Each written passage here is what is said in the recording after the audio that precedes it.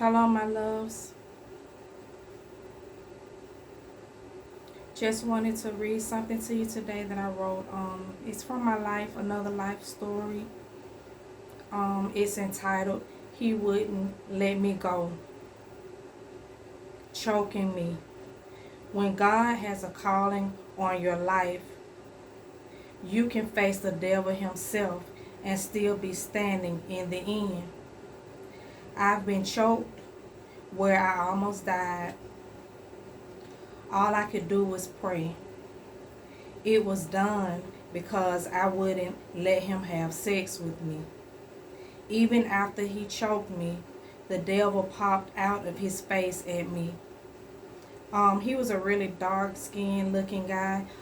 So it was like really scary when a red devil like literally came out of his face at me. But when that happened, I just said Jesus and he went back in.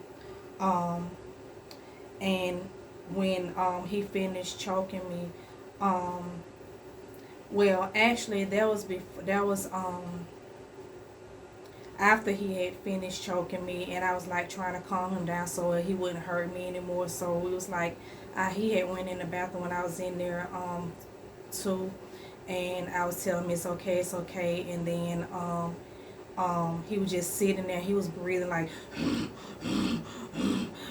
like doing like that like a bull, and then the devil face came out of his body at me, and I was like, oh Jesus.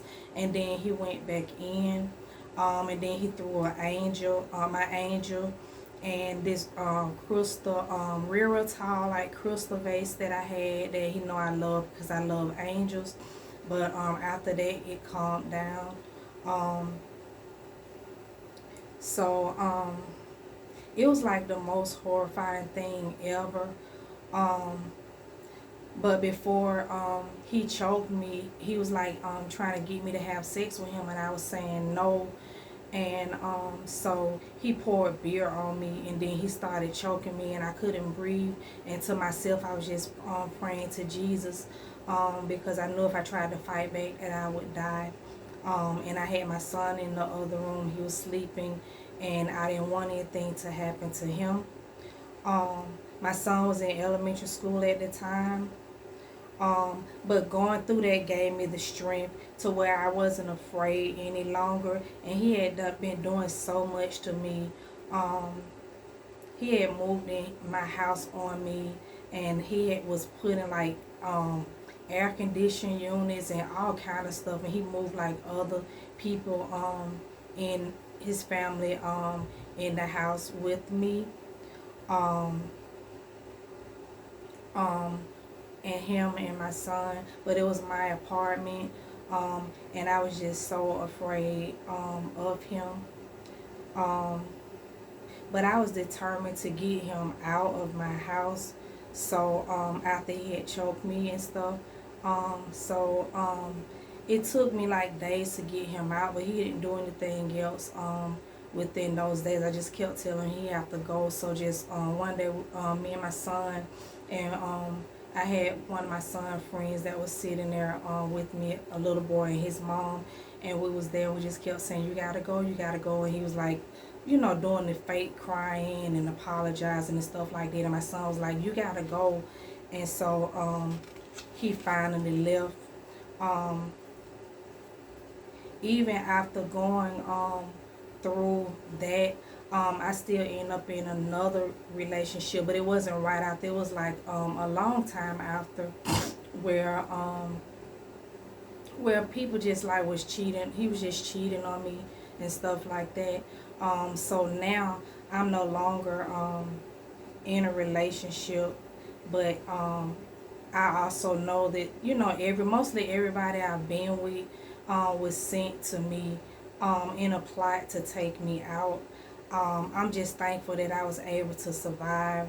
So today, I no longer date anyone, and I don't wish to. I'm happier not being in a relationship. So what I want anyone who's going through or has gone through this to know is you're beautiful and you're loved, and it's not your fault.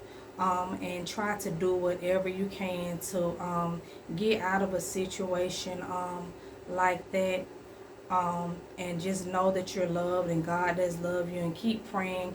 And I used to wonder why, like when I was in situations where people did stuff to me, like why was God allowing it to happen to me?